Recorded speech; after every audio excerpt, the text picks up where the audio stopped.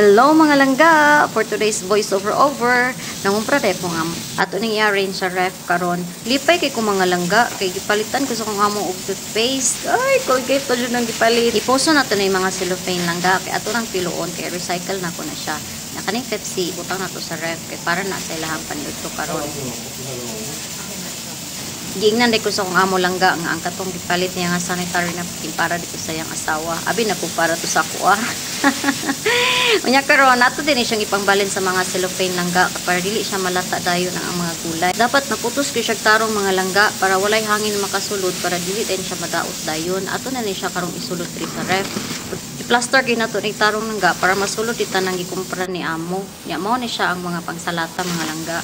Kaning bombay og patatas mga langga nani siya butanganan jud na iyaha diri ra ni siya sa gawas. Balik ta dito sa ref mga langga, i-check na to og na plaster ba jud tarong. Ya. Tanawa ang ref langga o na ay kamatis, sili espada pula o green. Ya tanawa langga daghan gyud na sila mga panghalang-halang dra sa ref langga kay best in halang jud kini ko mga amo. Daghan na kay sulod ang ref langga, puno na kaayo, wala na siya space. Unya, daghan na kay tagpilon ng cellophane mga langga. That's all for today's video. Thank you for watching. Bye!